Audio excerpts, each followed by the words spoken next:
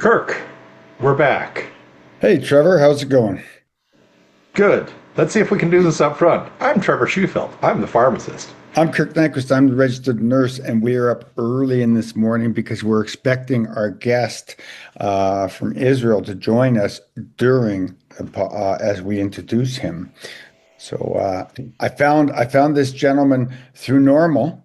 As I've told our audience in the past, I have received Normal pushed emails, and I read through them and I send out requests, and about 20% of them get back to me. And this is a gentleman that got back to me about what, 3 months ago, and we've been sort of hitting back and forth, finding a time, and here it is. We're going to find time to talk to him, and I'm quite excited about it. Yeah. And he will do a much better job, but just let's prep the people a little bit ahead of time. So, diabetic neuropathy.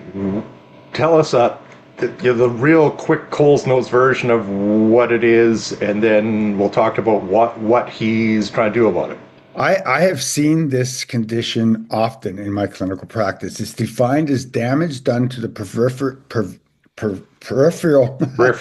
the peripheral nervous system and part of the central nervous system, but it's mostly the peripheral. And what happens is that you lose sensation to the periphery, your toes, your feet, your hands, and you get pain because of that. There's a pain that comes, but there's also a loss of sensation that comes. So it's very often that diabetics will get foot ulcers or sores on their feet due to poor fitting shoes or for whatever reason, because their body has lost that fine sensitivity due to diabetes, and they get pain because of it.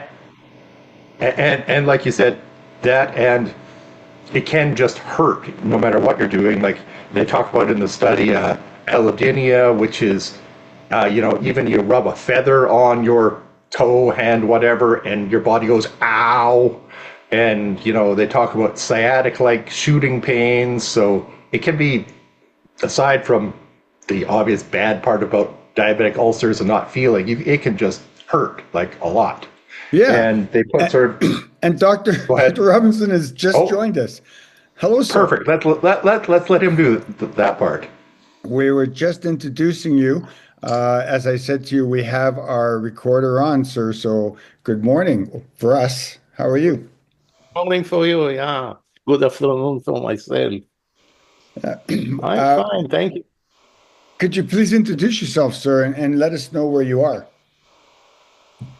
My name is Dror Robinson. I'm an orthopedic surgeon working in Israel at the Rabin Medical Center in central Israel. Fantastic. I was just telling Trevor that I found your study through Normal, which is a magazine, an online magazine pushed from America.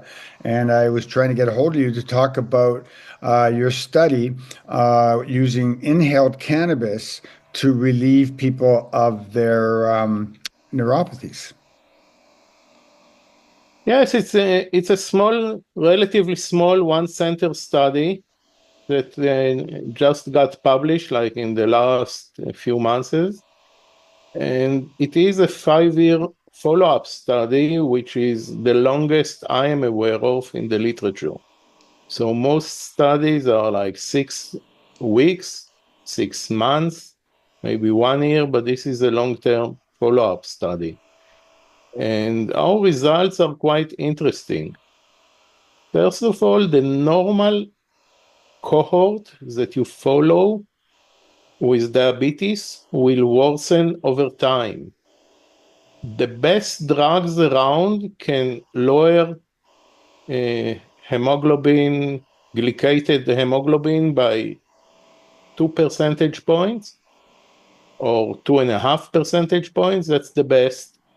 And actually, cannabis achieves this. So this is kind of amazing. Also, it goes a little bit against the notion that cannabis worsens diabetes control. So there are a couple of studies showing that recreational cannabis users are actually worse off regarding diabetes than people who do not use cannabis. But there is at least one large studies that came from the University of Nebraska and Harvard, showing quite amazingly that current marijuana use is associated with lower levels of fasting insulin, lower HOMA-IR, and smaller waist circumference. So this is a very important clue. It kind of shows you that cannabis is not a glucose-lowering agent, but rather a metabolic intervening agent, changing the body metabolism. That's very curious. So you're saying part of your results, you saw that your participants had lower sugar levels, and you're saying this is cannabis had an effect on that?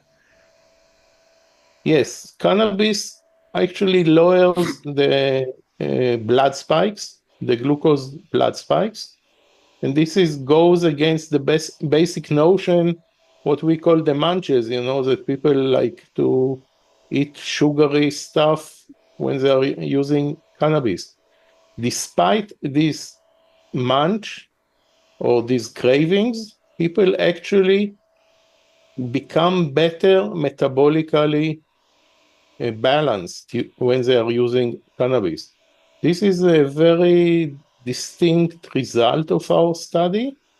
It can be explained partially by the effect of what is called THCV, like victory, because THCV is known to decrease insulin resistance and known to improve insulin sensitivity in animal studies.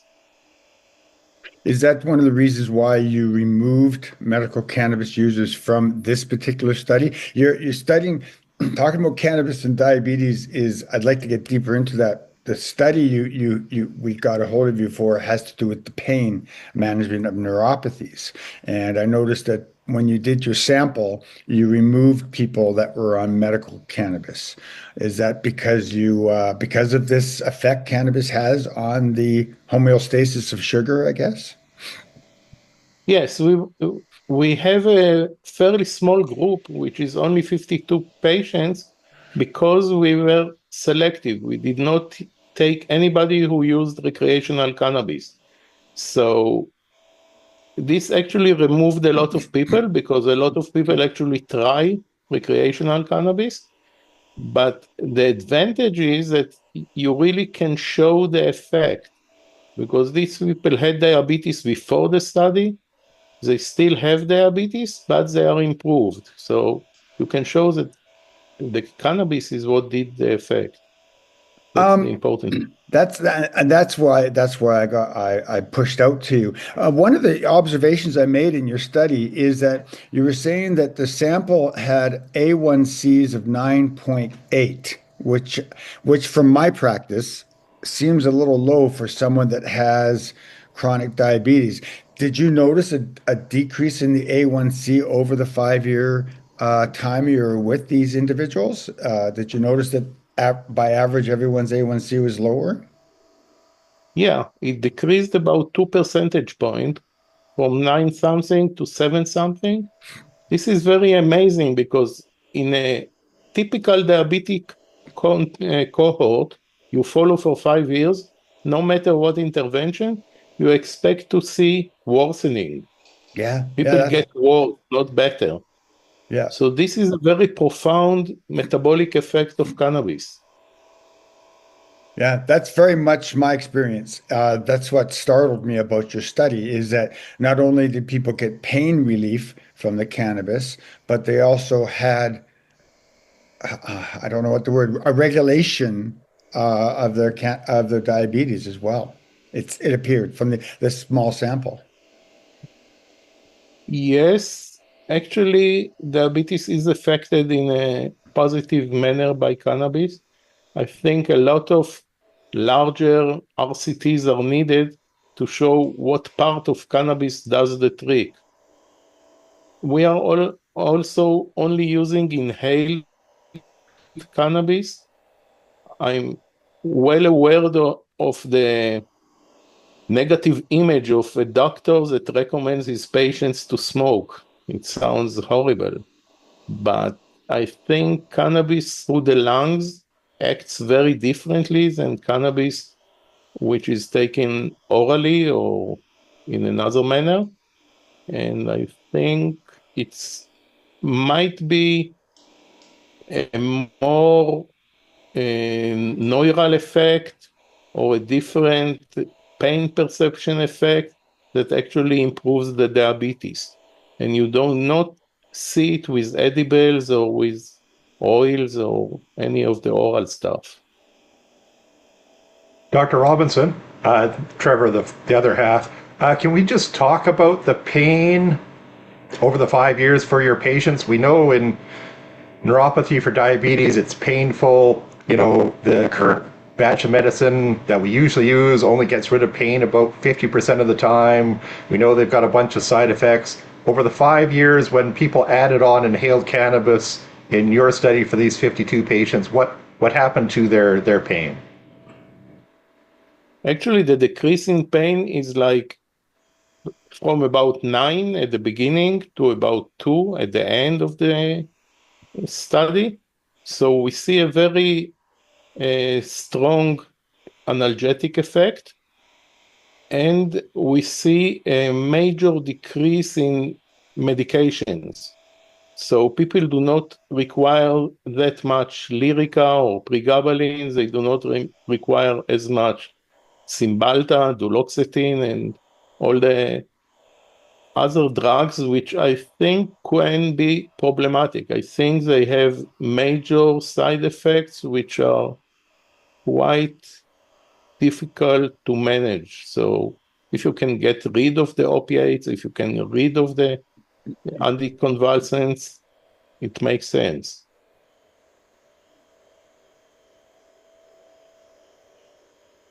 Did you, in your study, obviously you're focusing on inhaled cannabis rather than ingesting. When you were putting the study together, why did you choose to go with the inhaled form of administration opposed to edibles? I think Israel is mostly about inhaled cannabis, like the percentage of inhaled versus other ones is about 90% inhaled cannabis, only about 10% are oils. And I think it has to do with what kind of oils we have in Israel, because many of the oils that are used in Israel are not how I would have produced the oils. Let's put it this way. There are many ways to extract cannabis. I'm not very happy with the industrial extraction processes that are used in Israel. We actually are one of our, I guess it was our last episode, we interviewed a gentleman from Spain, Peter Vermil, and he has a technique of removing the essence of the plant that retains the acid forms of the cannabinoids, the flavonoids. Have you heard of Peter's extraction methods? Yes, I have. Yes, I have. But the issue is how much you extract and how costly it gets. It is very important to keep the acid forms. And the closer you have to a real plant, the better you are. And so if you have a sophisticated technique that you can actually keep the acid forms, that's fine. But unfortunately, it's not what we get over here. If you were to improve upon the study with hindsight, what would some of the variables you may have removed or some of the variables you would have added? Well, it should have been a multi-center study. This would have made it more generalizable. Also, it's, we are a binational country. We have two large populations speaking different languages. I think this study did not include very many Arabic speaking people. I think this is also very important. Otherwise, I think it's a fairly well conducted study. Of course, you need a control group, but actually, we are talking about real-time, real-world data. Real-world data, we do know what happens to diabetics without cannabis. So we are quite sure we do have the control of all the other people who do not use cannabis. So, of course, for the scientific part, you would really want to have a control group. But for the ethical part, I'm not sure it's even ethical not to offer cannabis to people with severe diabetic pain. That's a very curious comment. I was going to ask about your sample. The sample came in; they were non-cannabis users. You asked them to use cannabis as part of the study, and now that the study's over, have these individuals continued using cannabis? And also, did you notice if there was a creep in use? Did they use more cannabis as time went on? Did they need more cannabis? Did they need a break? During the 5-year period, did they need to take a 2-week break from cannabis and then come back to it? Can you talk about their use of cannabis? Yes, okay. Actually, they start according to regulation with about 20 grams of inhaled cannabis per month. It's about 0.6 gram per day. And actually, it's only 10% THC at this stage. And only by the end of the first year, they start getting the 20 plus THC percentage. And usually by that time, they are using about 20 to 30 grams per month. So it means about 1 gram per day of inhaled cannabis. Still, because everybody is inhaling differently, you don't really have a dosage. So you don't really know how much is actually absorbed. You only know how much is consumed. You don't know how much people are getting inside their body. But the creep is not very high. Like the people ended up with about 45 grams after 5 years. So there is a creep, but it's not very fast. You don't need to go, in most cases, to very high dosages. We are currently working on a study with almost 1,000 patients that we started using cannabis on with low back pain, which is another pain entity, quite common. So we have many more patients. And this is like a 10-year follow-up study. And I can tell you that most people do not creep much higher than 60 grams, which is about 2 grams per day.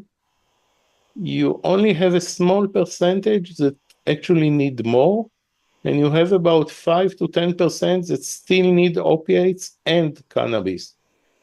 Now, we did some studies to try to understand the demographics. Who are these people? Because they are a minority, and maybe they are not typical, and you can sort of demographically prognosticate them, like with some demographic data. You can say at the beginning what the chances are that, like, after 5 years, the guy is going to use 90 or 100 grams per month, which is a large dose, like it's 3 to 4 grams a day. So you can actually, we are trying to develop an index that is going to assist the doctor, like give you the chances of the guy becoming heavy user. Again, I'm not sure what heavy user means. Is it really derogatory? It sounds bad, oh, you are a heavy drug user. But actually, I'm not sure they're performing any worse than other people. Uh, in the 5 years period of time, you've directed people to use inhaled cannabis, like you said earlier, is contrary to what we do in the healthcare field. Did you do any x-rays or diagnostics of any changes to lungs due to the inhalation of carbon? Do we have any diagnostic of that? No, we don't. No, Okay. we don't. I'd be curious. I also asked you about any space. in some of the people we've talked to, they have said that using cannabis medicinally, and in this sense, you've used people, this is medicinal cannabis that you're providing, that they find it that if they take a 2-week space every year or whatever they do, they find they have the cannabis has a better effect. Have you done any studies or heard of anything in that way, taking a cannabis gap? Now we are in a regulatory loophole because you cannot really stop a license in Israel, because once you stop it, you have to start from the beginning. You cannot repeat the dose that the guy last used. Okay. Actually, when you are talking, just off the record and without any written evidence in the electronic files, most people will tell you that they stop occasionally. For example, when they go abroad to a country that does not allow cannabis, they would stop. And this will improve the tolerance. So people are becoming less tolerant of cannabis, and they are probably lowering the dose. But as long as cannabis is regulated, as it is in our country, it's a problem. It's a problem to actually, manage the prescription. I do not give the prescription I would like to give, okay? I would love to have THCV, like Victory, rich strains. We have excellent genetics in Israel, but there is no way to market them because actually everybody is looking at the percentage of THC. So nobody will buy a heavy THCV strain. So this is like a crazy market. What are the laws in Israel then? In the sense, medicinally, obviously, is there recreational cannabis in Israel? Officially not. Unofficially, of course. Okay, fair enough. Yeah, yes, okay, but obviously, medicinal cannabis is allowed because there's a lot of studies that come out of Israel. Yes, medicinal cannabis is allowed. There are several indications. The most common indication is pain or chronic pain. The second most common indication is PTSD, like post-traumatic stress disorder. And unfortunately, there are indications that you are not even allowed to study. For example, schizophrenia. Is cannabis bad for schizophrenic or is it good for schizophrenic? This is tricky because once you speak with schizophrenic individuals, many of them are finding solace and less hallucinations with cannabis. So this is a very tricky point. Of course, there is a cannabis-related psychosis, no doubt. You can cause a psychosis with cannabis. But actually, many bipolar, many schizoaffective, and many schizophrenics are using, in an unofficial way, cannabis and are benefiting. So really, it's a matter that because of the regulation, the level of research is not as good as we would like it to be. Trevor? No, sorry. Completely unrelated. My wife came in the door behind me, so I was distracted for a second. Sorry. Keep going. No, I was just thinking you've hit most of the high points in the questions I had. I was interested in the whole plant medicine. I actually went back to some of the literature that you cite for your study and found it interesting that one of the pieces was plant-derived medicines for neuropathies in comprehensive review and clinical evidence. I guess asking you a political question about cannabis, why do you think, with all the observational long studies we've seen, the anecdotal notes that clients give us, we know as cannabis researchers, we know that cannabis works, and we know that the evidence is that cannabis is helping people. Why do you think Western medicine ignores it? I think like RFK, the current head of the health ministry in the US is saying it's the pharma industry. Once cannabis could be patented or some cannabis derivative could be patented, I'm quite sure that attitudes will change. But I think there is a difference. Even opiates are not as good as the whole plant. Like opium is not as dangerous like the extracted milk of the poppy flower is not as dangerous as fentanyl, but it cannot be patented. So opium is a criminal offense, but fentanyl is a drug that you can prescribe. But I'm quite sure, especially in your southerly neighbor, there are a lot of fentanyl deaths. It's a dangerous. There's a lot of deaths in Canada. It's actually a huge concern in Canada, and we've done interviews with people that are using cannabis to decrease those deaths, and it's really still tough to get that out to leadership. There's one more question I just noticed on my notes here about you're using inhalation of cannabis. Is it whole flower you're using? Yes. Yeah, and are people accessing the flower themselves, or are you providing them the flower?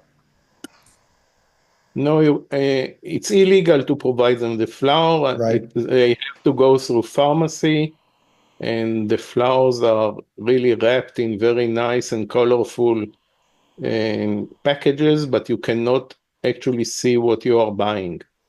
So this gives it like a surprise bag appearance. You open it and you never know what you find inside. This is a very not natural way of selling cannabis. Cannabis should have been sold. We are in the Middle East. It's nice to go to the bazaar and buy cannabis, and then you can see what you are buying because the smell makes a difference. The shape of the flower, the color of the flower, they all interact and they all cause part of the effect. The effect is not only by THC. It's It's the whole many spectrum. components acting together. So they're obtaining their medicine, their flower from a pharmacy. I was just very recently in Spain, and Spain is selling cannabis at storefronts, but they're selling hemp products that have been dusted with THCO and THCPs, which are derived cannabinoids from hemp. So I guess in a roundabout way, are you ensuring people are getting marijuana products or are they getting hemp products for your study when they go to the pharmacy and they get the pretty colors? Because in Spain, it's all nicely pretty colors, and there's a bud, but inside it's not marijuana per se, it's a derived hemp product. So when your clients are getting their medicine, is it marijuana product? Yes, everything is in Israel. Everything is not hemp. Hemp actually cannot be grown in Israel, so it's only THC, which is derived from the marijuana plant. Wow. And in Israel, we really believe in what's called the entourage effect. So we try to be as close to the natural flower as you can. Okay. But the flower that their clients are getting, has it been analyzed to say 10% THC? Is it so they know they're Sure, getting? No. Okay. So you're sure. Like everything is analyzed, but unfortunately, only three cannabinoids are analyzed. It's THC, CBD, and CBN.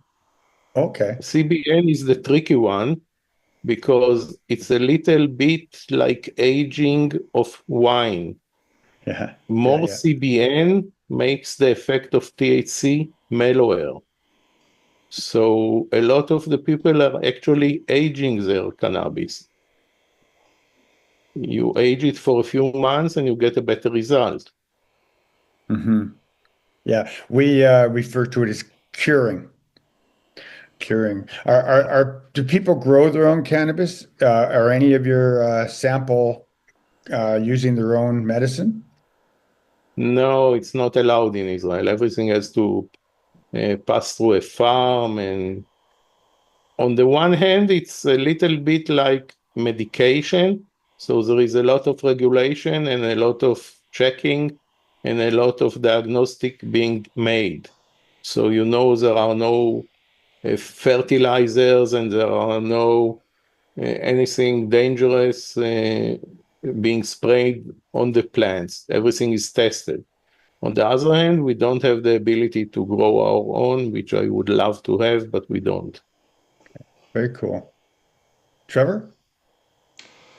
No, thank you for hitting on I thought it was interesting when I read the study that unlike a quote unquote regular study, you didn't have really good control over what was in the cannabis. We can't say, I think you had like 20% THC, less than 1% CBD, but other than that, you didn't know the strain, you didn't know how much THCV, like Victor, was in there, and yet you still got these good and results over 5 years. It was interesting that there wasn't, we like you said, closer to real world. We didn't have as close monitoring of what it was in the cannabis, but we still got the good results over 5 years. I thought that was fascinating. Okay. Yes, I think a lot of it is many strains of cannabis are working. And actually, there is a very strong social networking of patients. And if you are growing or importing something which is not good, people will know about it very fast through the social network. So the good or the effective strains are being sold very fast. Once you see something is not being sold very fast, you have to doubt if it's good. And actually, there was at least one company that had a very bad crops, which was not effective. I'm not sure why, but it was not. And simply nobody would buy their products. And they stopped selling them. They're actually out of business now. But so it's not all about the THC. It's a little bit about how you grow the plant, which is tricky. It's a tricky plant, and you have to know how to grow it. Well, thank you, sir. Is there any question we didn't ask you today, this morning? Is there any other message about your study you would like our listeners to understand? Well, first of all, I think it's important that diabetic people will know that this is an option. This is a therapeutic option. I'm not sure how many doctors in Canada and the US actually offer it, and I think it should be offered. I think you should look at the retention rate. We have a 96% retention rate. It is unusual for people to come back. Actually, I work like in a private clinic. People actually pay for seeing me. So 96% retention is a lot. So people will not be retained unless it works for them. Yeah, yeah. Going down the road, you're obviously doing other cannabis studies. Can you please put a message in your storyboard or on your computer that if you come up with something interesting, push us a message and we'll chat with you again. We're very curious about what's coming out of Israel. We talked to a lot of researchers, and many of them refer to Israeli studies and Israelis' experiences. So chatting with you today has been a real pleasure, and I'm glad that we got to. Thank you. It was a pleasure. Have a Yeah. nice day. Cheers, sir. Thank you Thank very you much. again. Thank you.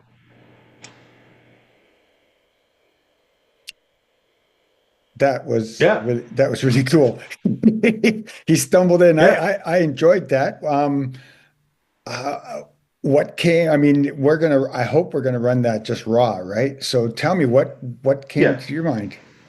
Well, first, because, and it was, I enjoyed the conversation, don't get me wrong, but just because it was a conversation, let's just, I'm going to do a quick recap of the study, jump in if I Sure, miss sure. something. So he had 52 patients, and like you said, the amazing part about that is followed over 5 years. A 5-year study is a long time. Good, and that's a good thing. So they had diabetic neuropathy, they had diabetes, they all had, he went through all the comorbidities, they all had heart conditions or peripheral vascular disease or people with diabetes. Diabetes leads to other stuff. And they all had some of that. Their average age about 45, mostly male. Okay, so, but they had pain. They had they had, I keep wanting to say post-neuralgic, but they had diabetes nerve pain. We'll call it Neuropathies. diabetes nerve pain, neuropathies. And what they had over the 5 years is their pain control got better. Like you said, on the 10-point scale, it went from 9 down to like 2-ish. So pain control better. That's amazing, really. That's amazing. That is amazing Yeah. because as we sort of glossed over, the current stuff that you get from my pharmacy, the anticonvulsants like gabapentin or the like duloxetine, which is an antidepressant, or opioids, they work, but only in half-ish of people with neuropathies. Neuropathies are hard to treat. And so the fact that pain got better, and also when you think about over 5 years, you would expect sort of in general, if you did nothing, the pain can't worse. That's just what we would expect. So that's good. The one that kind of blew my mind, so I'm glad you spent a little bit of time with them, is their A1Cs got better. Yes. So for the non-medical people, A1C, we like to think about it being sort of a 3-month average of your blood pressure. It isn't, it's measuring literally how much sugar is stuck onto red blood cells. Blood glucose, not blood Yeah. pressure, blood glucose. Blood sugar. I hope I said sugar, but it's think about it being like a 3-month average of your blood sugar, of your blood glucose. And that got better, which is, again, that's literally what we give people diabetes medication for, is to make their blood. So the fact that cannabis made the A1C, this 3-month average of blood sugar, get better is stunning. And the last, and maybe not unexpected from the other things we saw, is they use less opioids. They use less of the other medications too, but one of the ones we worry the most about is opioids, because too much of it, people die. It has a high addiction potential, and. So better pain control, lower A1C, and less opioids. So those were the 3 big outcomes. Now we have to talk about some of the problems. We'll call it problems in quotes. It was a very small study, 52 people, not that much. Only 1 center. So again, in a perfect world, you have this done in multiple clinics over ideally multiple countries, but at least multiple parts of Israel. And it didn't have a control arm, like there was no placebo arm. So that's, I'll talk about why some of those matter or not matter, but that's kind of a summary of the study. So people just sort of get back in their heads what we were talking about. Kirk, what were you thinking? And then I'll talk more. Well, I am, I'll use the word limitations opposed to problems. When you're looking at Sure. the study, it's the limitations of the study. But however, what I liked about the study, and I dug deep into this. Like I said, I started reading some of the papers that referred to as part of this study's reason for existing. And what I found fascinating was, and he said it, is this was real world. I mean, this is putting a situation together where you grab a sample of people and you obviously create a sample so that you have a measurable group of people to follow. And so then you give them this prescription to say, we want you to consume X amount of cannabis your way. And we know one of the biggest issues that the Western medicine has is that the client, the patient, is controlling the medication. This is not the doctor or the pharmacist saying, take X medicine 3 times a day at this quantities, and then we'll titrate it or whatever we'll do. This is the patient, real world, taking control of the medicine, and in the process of 97% following this criteria over a 5-year period, here's the result. So I was just jumping quick on that just because, Yep. if you read studies, there's always X number of people dropped out for whatever reason. So they started with 52 people, they ended with 50 because 2 died. Like, Yeah. You start with diabetics, average age 45, follow them over 5 years. Sorry, having 2 die is not unexpected. So I would say that really this was a study that had damn near 100% follow through over 5 years. 2 people didn't make it to the end of the 5 years. So that's my observation. When I read the study, and then now talking to him, I see a real world presentation of cannabis assisting people with a chronic disease that is costing them and society billions of dollars. So, my God, once again, cannabis decreases the use of other pharmaceuticals and gives somebody better homeostasis, which is what the endocannabinoid system is all about. So I see a real world study, and the problems, the limitations, I believe, actually make this study stronger. Yeah, we could have a more diverse group. Sure, we could. But really, when it comes right down to it, I guess the only limitation I have is I'd like to know if there's any checks X-rays to see if the inhaled flower is causing systemic problems with lungs. I guess that would be my concern. But other than that, I think it's a brilliant study. No, it really was, and I'm glad you hit on the inhaled. Most of the time when we talk about medical cannabis, it's an oral because it just is. Well, a bunch of reasons. It was interesting. This was predominantly inhaled, all inhaled because all inhaled because main reason he claimed is that predominantly in Israel people inhale their cannabis. That's just the way it is, which is fine. I think that would be harder in North America. It is harder to inhale stuff. Be it cigarettes or vapes or cannabis. Like, for example, if I had diabetic neuralgia, I'm a pharmacist, it's -30 outside, I'd have to go to the other side of the parking lot to inhale my medicine in the middle of the day. I don't want to do that. So I'm not saying, but practically in North America, their inhaling stuff is not popular. So and it was also interesting along those lines. I'm all over the place, but interesting that it was inhaled. I don't know how we'd move that to North America, how well that moved to North America, but I did think it was interesting that he thinks pain control with inhaled, at least from his experience, was good and or better than oral. True, not true. I think even he would agree. We have to look into that more, but it was just interesting. That was what came out of his study. Well, I guess the way I look at it clinically, and that's the question I forgot to ask him is, but I think he answered the question, how would you apply it clinically? I think you have to remember that from the perspective of administration, inhaled cannabis is for breakout pain, right? If I was using cannabis strictly for pain, which I have actually, I have ingested a cookie that gives me, 8 hours of less pain.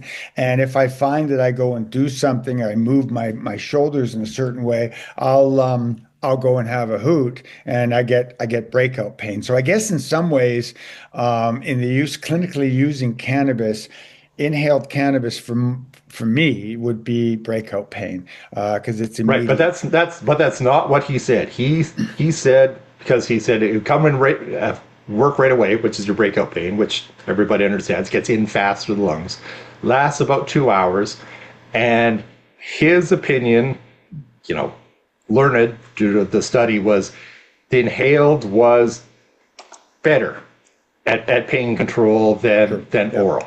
So that's good. That's interesting. You go, okay, everyone do inhaled all the time. I'm just thinking ahead. I think that would be difficult in North America. Well, it'd be interesting if he was able to get x-rays of a few of those people to see if there's any effects. I mean, after consuming cannabis for 5 years, you would assume there'd be some effect on the small bronchi. I know there would be if you're consuming tobacco products and inhale them deep, because, I mean, they do talk about the inhaled cannabis goes deeper than the inhaled tobacco, but I don't know. I've seen some people smoke tobacco pretty deeply. Anyways, this is pushing an hour. I really enjoyed this conversation. I'm so glad that he decided to join us. And I again, another gentleman to keep on my storyboard. Absolutely. No, this was a great one. Thank you for finding Dr. Robinson. And Dr. Robinson, thank you for agreeing to talk to us. I guess, again, I've been Trevor Schufelt, the pharmacist. You are? I'm Kirk Nyquist. I'm the registered nurse, and we are Reefer Medicine, the podcast. And in the last several episodes, we have been in an international podcast, getting some cool stories from around the world. reefermed.ca. We have a blog page. We have everything transcribed. We have all the research. This paper will be attached to this episode's page. You find us on Spotify. You find us on iTunes. You find us all over the web. And if you like us, please give us a 5-star rating. Push us on to friends. Let your diabetic friends know that this episode is compelling to them. And if you have any questions or stories, just send them to us. Yep, it's been another good one. Kirk, thank you very much. And I think we'll hit the end of the recording.